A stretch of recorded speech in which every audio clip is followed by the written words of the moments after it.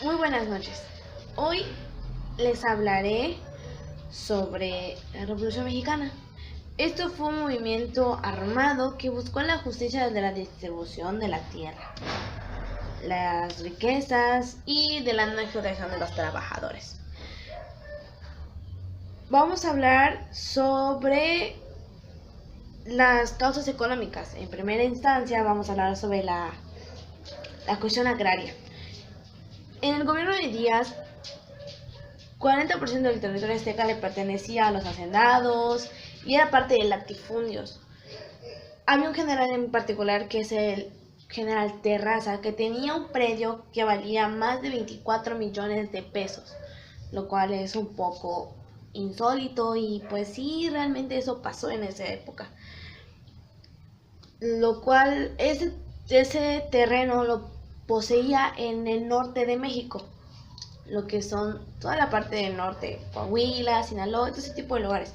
Ahí tenía su pequeño terreno, que constaba igual de 24 millones de hectáreas. Imagínense la magnitud de hectáreas que tenía y el dinero que costaba.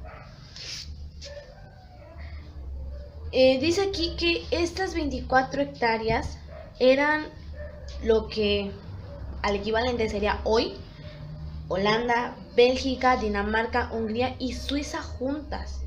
Imagínense esa extensión de tierra. La iglesia también era un propietario que tenía muchísimas tierras, muchísimas.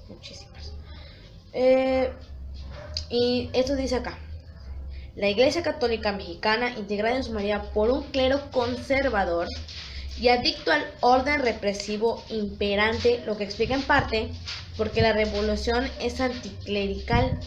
Las consecuencias de este enorme latifundismo sin precedentes en la historia mundial son graves para los mexicanos. Provocó la decadencia en el país, de la agricultura igual, porque todo eso estaba desvinculado a la tierra. Realmente eso no podemos hacer nada. Ya no, sí se puede hacer ahora porque pues ahorita ya es más como que igualdad entre todos, pero pues en esa época imagínense lo que tenía la gente, ¿no? Vamos a hablar sobre la ausencia laboral, la ausencia de la legislación laboral, la pobreza campesina y la división social. Tenemos un escrito aquí que nos dice que no existe una legislación, no existía una legislación que protegiera a los obreros y campesinos. Las huelgas estaban prohibidas en ese entonces y a la persona que se sorprendiera pidiendo mejores salarios o la reducción de la jornada de trabajo que alcanzaba más de 12 horas sería castigado severamente. No nos dice con qué, pero pues nosotros podemos imaginar con qué los hubiesen castigado en ese entonces. La pobreza campesina. Los campesinos ganaban 25 centavos diarios. En ese entonces pues era como que mucho, pero pues no era nada porque en las tiendas de raya todo era el triple. Y ellos se endeudaban horrible en las tiendas de raya, lo que hacía que esa deuda pasara de generación en generación. Y pues no podemos hacer nada. En la división social, durante la época de Porfirio Díaz, había una pirámide social enorme, la cual dividía las clases sociales.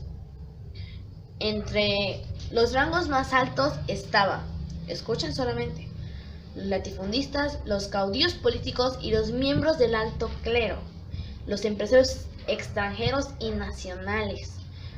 Y luego seguían los burgueses. Y en la base se encontraban los campesinos y los obreros, que realmente estaban en condiciones inhumanas en ese entonces, lo cual ahora pues es malo. Ahora vamos por la parte de la dictadura de Porfirio Díaz. Porfirio Díaz llegó al poder en 1876.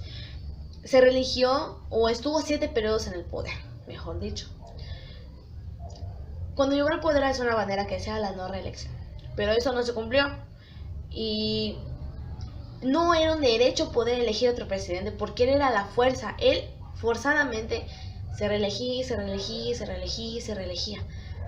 y sí hubo cosas buenas que hizo, no digo que no, hizo muchísimas cosas buenas, los cual impulsó muchísimo al país, pero de igual manera lo hundió, y a los 15 millones de habitantes que había en ese entonces.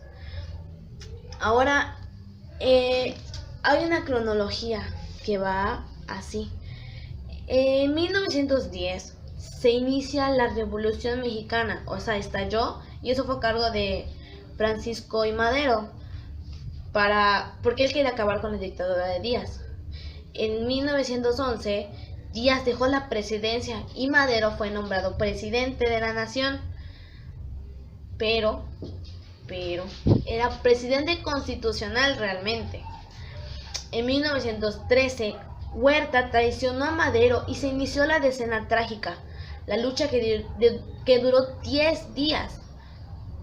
Y Madero fue asesinado, obligado a dejar su cargo, y de igual manera mataron a Pino Suárez, que era como su mano derecha, digamos así, y a su hermano, Gustavo Madero. En 1914, el usurpador de la presidencia, o sea, Victoriano Huerta,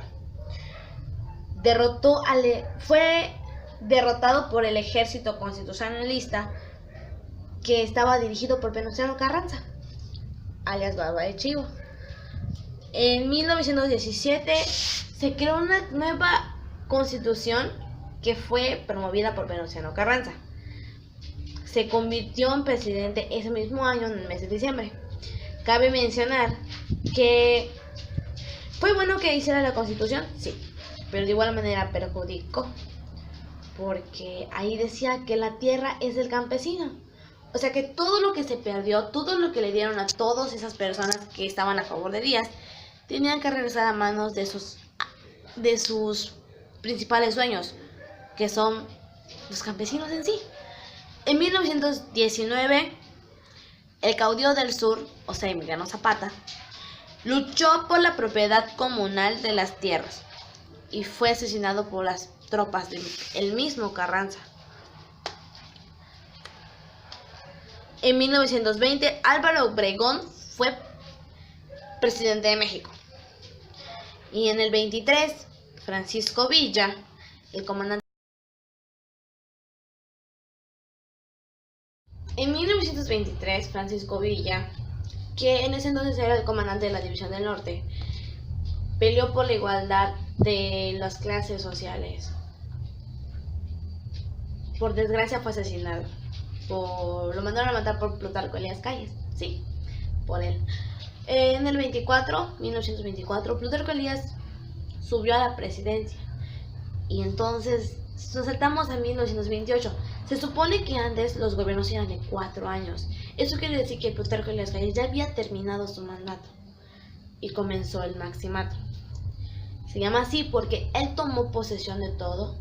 Él era el máximo jefe, pero en sí él no era presidente. Nunca se hizo una votación. Él simplemente tomó el poder y gobernó como se le dio su gana, pero no era presidente en ese entonces. Su periodo ya había terminado. Algunos de los planes y documentos que hay en ese entonces son el Plan de San Luis, que fue en 1910, en 1911 el Plan de Ayala, en 1913 el Plan de Guadalupe, la Ley Agraria, que fue en 1915, y en 1917 que es la Constitución Política. Cabe destacar que hay otros como el Huerta Lamón, entre otros. Por el momento eso es todo. Es una muy breve explicación de todo lo que pasó. Una muy breve explicación de lo que pasó en la Revolución Mexicana. Nos vemos hasta la próxima edición.